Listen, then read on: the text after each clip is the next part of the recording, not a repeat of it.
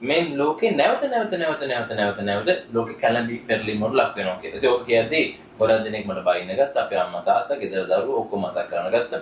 ඉතින් කියද්දි කියන ගත්තේ ඒකම දේ තමයි මේ මම කාලෙන් කාලට ආණ්ඩු පෙරලනකොට ඉතින් කරන්න දෙන්නේ නැහැ. ඒක කතා ටික හැබැයි මම මේ කිව්ව හැමදේම එකින් එක ඩොනල්ඩ් ට්‍රම්ප් 2006ටම 25 වසරේදී අප්‍රේල් මාසේ පළවෙනිදාකින් පස්සේ ලංකාවට සම්බාධක දානවා කිව්ව ගම ඒ කිව්වා ඩොනල්ඩ් ට්‍රම්ප් ලංකාව දන්නේ නැහැ. මිරු සම්ප්‍රදාය කියන බෝරු මිරු සම්ප්‍රදාය කියන දේ වෙන්නේ නැහැ. ඔහුගේ කී චෝදනා නින්දා පාස කරන්න ගත්තා. ඉතින් එක රැලි එකේ කණ්ඩායම එකක විදිහට ගෲප් හැදිලා මඩ ප්‍රහාර ඉල්ල කරා. අප්‍රේල් 2 වෙනිදා ඩොනල්ඩ් ට්‍රම්ප් ඇඟිල්ල අත තියලා කෙලින්ම කිව්වා ශ්‍රී ලංකා කියලා කියද්දි කට්ටියට පොඩ්ඩක් ඇඬෙන්න ගත්තා. ඉතින් ඒ ඇඬීම එතනින් නතර වෙන්නේ නැහැ කියලා මම කිව්වා නැවත ඩොනල්ඩ් ට්‍රම්ප් ආසියාව වගේම ලෝකේ කලබලනවා කියලා.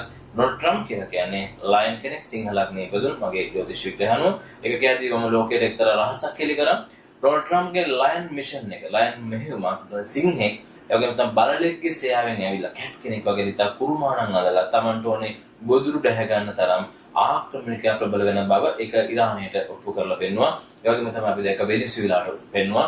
ඒ වගේ අසාමාන්‍ය පෙරළින් රසක් මගේ අනාවැකිද්ද ඒක විශ්වයේ රීඩින් එකක්ද විශ්වයේ කොහොමද යා නිර්මාණය වෙන හැටිද ඒක මම හිතන්නේ නැහැ දේශපාලන විග්‍රහයකවත් වෙනම ලෝකායතන ජ්‍යොතිෂ විග්‍රහයකවත් ඊට අමතරව වෙනම ක්‍රමයකින්වත් කියන්න බැරි විදිහට මම ට්‍රම්ප්ගේ ආගමනය කියලා දුන්නා. ට්‍රම්ප් කරන පියවරක් ගානේ ඊළඟට මේකයි වෙන්නේ කියන තැන. අද මම ලංකාව ගැනත් කියලා දෙන තවනායක කීපයක්.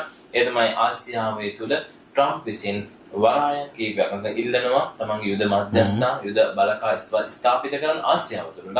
ඒ වගේම තමයි ඔහුට ඉරේ වෙන රාජ්‍යයන්ට ඔහු යම් විදිහකින් විද බලපෑම් ගන්න උත්සාහ කරනවා. ඒ වගේම තමයි ලෝකේ රටවල් අතර අර්බුදකාරී යුද්ධයන් නිර්මාණය වෙන. ඒ අතර මම තව අනාවැකෙත් මෙතනට අදහස් කරන්නම්. ඒ තමයි උතුරු කොරියාව. ඒ වගේම දකුණු කොරියාව. නිහඬව ඉඳලා ආයේ ඒගොල්ලොත් ඇවිල්ලා එන්න ගන්නවා. ඉතින් ඔය නිකම්ම අනාවැක නෙමෙයි මේ විශ්වපතේ මිරකල් එකේ මිරු සම්පලයනගේ අධ්‍යයනය කරන අනාවැකි. ඉතින් ඒක ඉදිරියම සිද්ධ වෙයි තවත් ලෝක අර්බුදකාරී බවට ගමන් කරනවා.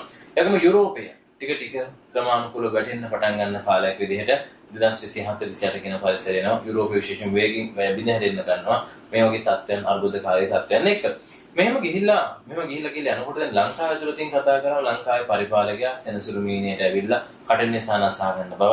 එවන් ජලජ රාශියේදී අර දිත්ත වගේ ඇවිල්ලා ගලෝගෙන ගිය බව.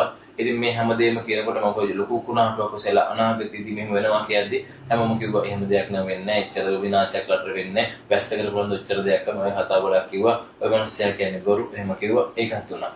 මට හැමතිස්සෙම අභියෝග කළේ සාමාන්‍ය මිනිස්සු නෙමෙයි. මට හැමතිස්සෙම අභියෝග කළේ ඊර්ෂ්‍යාවෙන්, ක්‍රෝධයෙන්, කුහකත්වයෙන්, වෛරයෙන්, බොරුවෙන් වපුරන සමාජ සංස්කෘතියක් ඇති අය. ඔවුන්ට කියන්නේ එකම උත්තරේ තිබුණේ ඔවුන්ගේ හිතවල තිබ්බේ ඊර්ෂ්‍යාව. ඒ ඊර්ෂ්‍යාව මට හොඳ හයියක් වුණා. මගේ අනාවැකි ස්ථිර වශයෙන්ම ඔප්පු කරලා වෙන්න.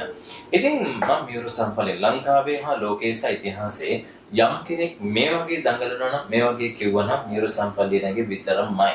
එනිසා මම නැවත කියන මම මියුරු සම්පලේ නැගෙම තමයි.